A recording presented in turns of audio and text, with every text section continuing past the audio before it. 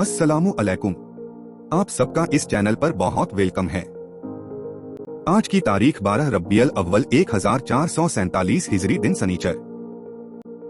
इस्लामी तारीख बाग के लोग।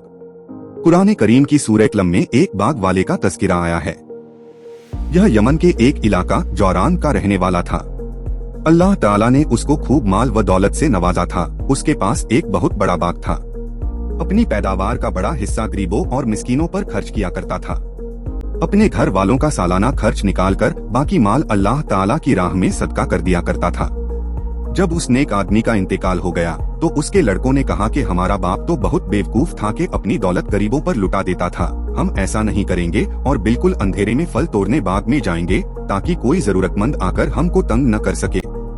अभी उन्होंने यह फैसला किया ही था कि अल्लाह ताला ने उनके बाग और खेतों को तेज और गर्म हवा के जरिए रात ही में जलाकर राख कर दिया।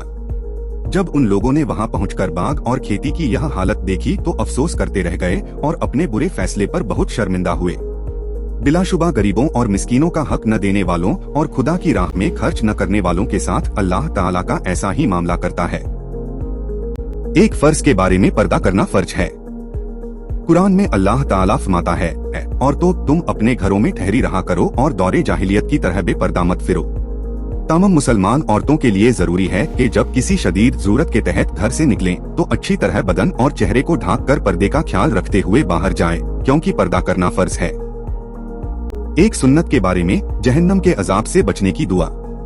दोज़ख के अजाब से बचने के लिए इस दुआ का एहतिमाम करना चाहिए। यह नेक बंदों की दुआ है जो दोज़ख के अजाब से बचने के लिए पढ़ा करते थे। ऐ हमारे रब, हमसे जहन्नम का अजाब दूर रख, क्योंकि उसका अजाब पूरी तबाही मचाने वाला है और बेशक जहन्नम बुरा ठिकाना और बुरी जगह है। एक अहम अमाल की फजीलत आँखों की बीनाई चले जाने पर सब्र करना।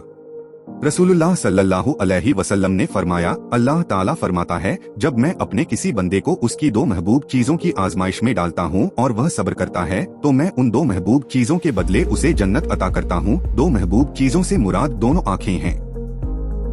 एक गुनाह के बारे में मुर्तद की सजा जहन्नम है। कुरान में अल्लाह ताला फरमाता है, यकीनन जो लोग ईमान लाए फिर काफिर हो गए, फिर ईमान लाए फिर काफिर हो गए, फिर अपने कुफ्र में बढ़ते ही चले गए, तो ऐसे लोगों को अल्लाह ताला हरगिज नहीं बख्शेगा और उनको सीधी राह भी नहीं दिखाएगा।